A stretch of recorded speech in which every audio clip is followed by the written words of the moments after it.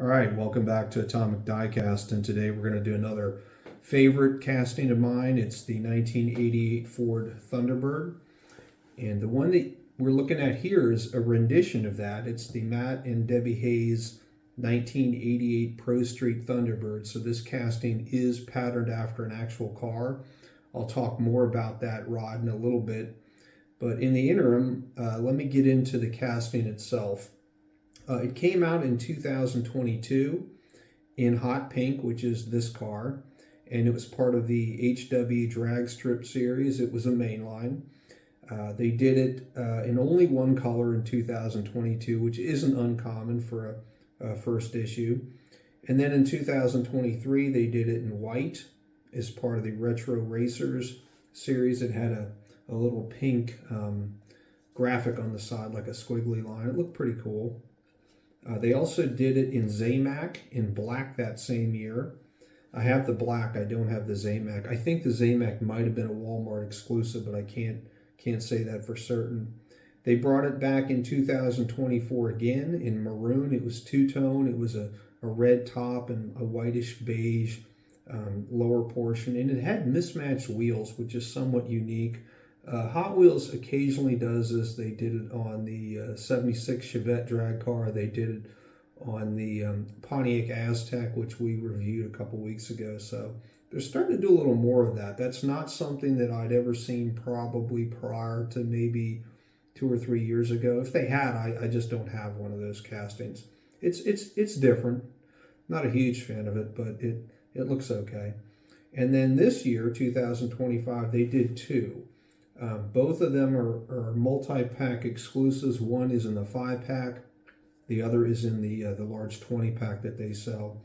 And I think the 5-pack is in dark blue two-tone and the 20-pack is in white. I may have those reversed, but that's the only way you can get it this year is to buy it as a multi-pack car. So let me get into what the actual 88 Thunderbird custom was. And it was done by Matt and Debbie Hayes. Matt Hayes was a guy that had been building custom cars. He got into drag racing in the mid-70s out of high school, and he began to do cars that were patterned after the Pro Street theme, which came out in the late 70s. And so if you're not familiar with Pro Street was a big, I don't want to call it a fad because it never really went away, but it was very big in the late 70s and 80s. And essentially what they did is they took cars and they tubbed the back end out with either a 4-link or a ladder bar suspension, narrowed rear end.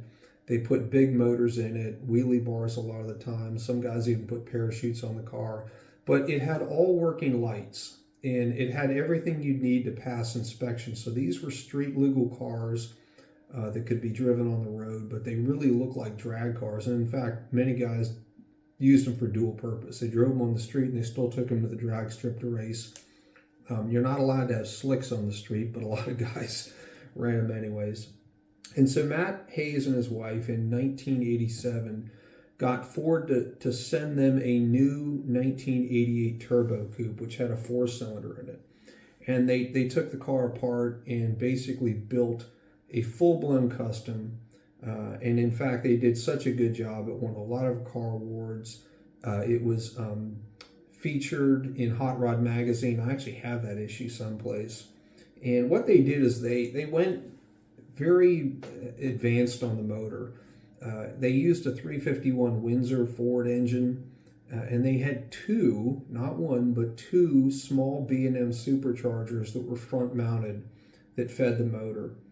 And that was pretty unique. They had to put the radiator, they had to split the radiator actually and put them on both sides. It angles up onto the front nose. And so they wedged everything in the car. It's quite a sight to be seen. If you're curious, you can look online and find pictures of the actual car.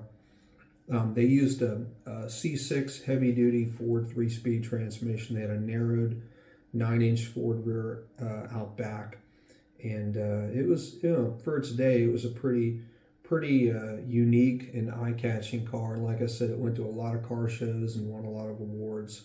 The paint, which is, as you can see, pink with a with a gray graphic on the side. Was inspired by Miami Vice, which is a really popular show at the time, and so that's a little bit about the car. He actually plumbed it for nitrous. I don't think he ever turned it on. There is in the real car a nitrous bottle in the rear window between the wheel tubs. But he did a lot to the car. It kept the original dashboard, but he had gauges around the steering column, boost, and things like that. They sold the car in 1991. I don't know why. I've never been able to figure out. Maybe they just got tired of it and wanted to go on and do another project and wanted to recoup the cost. Who knows? But in 2013, they found the car again and towed it over 2,000 miles home for a complete restoration. They repainted it. They redid a lot of the car. They kept the original motor and the turbocharger or the superchargers. You can go on YouTube and find the car. It's beautifully done. So that's a little bit about the actual 88 T-Bird that they customized. Now Hot Wheels did a great job, I think, at least, in capturing what the original car was. And if you look at this, you'll see a lot of great detailing. There's the hood scoop, of course. The front lights, which I really like, are not painted. They're actually part of the gray base, and they protrude through openings in the casting. I really like the fact that they did chrome on the interior, because you can see the wheel tubs and the roll cage, and the wing that comes out from under the rear trunk lid is also chrome. There's a parachute cast into the back of the bumper. Wheels are 5 SPs. They look good. They're pretty close to the wheels that they had on the original car. I don't think they were 5 spokes back in the 80s. I think they were a solid pattern. But anyways, this is a pretty good rendition of what they used on the original. I did weigh the car. It came in at 39 grams. It's pretty heavy. It's also very low to the ground, so I'm not sure how that's going to do in terms of performance on the track, but we're going to give it a try here in a minute. Okay, we're going to send it down the track. I'm spinning the wheels. I'm noticing a couple of things about this before I even try it that lead me to believe it's not going to work too well. There are some embossments right in front of the rear tires. So the car sits low enough as it is, and there's even less clearance with these pieces or these bars that are basically formed into the plastic base. It looks like it's part of the way they, or I guess it's supposed to represent how the ladder bar or four-link was tied into the subframe. I don't know, that's just a guess, but we'll give it a try, see how it does. Not expecting much. Yeah. And my fears were realized with a 2.5. We'll do it again. 2.5. Well, I can hear a lot of wheel shakes. I think that's part of the problem as well. Yeah, 2.5. So it gets to the midpoint, and I think the transition is where it's slowing up. I don't know if it's dragging, but it definitely has not a lot of clearance, and that's probably holding it back. But I do like the casting. Like I said, it came out a few years ago, but if you can find one of these, I really recommend it. I love the model and how Hot Wheels did a rendition of a real car. So thanks for watching, and we'll do this again soon. Please be sure to like, share, and subscribe.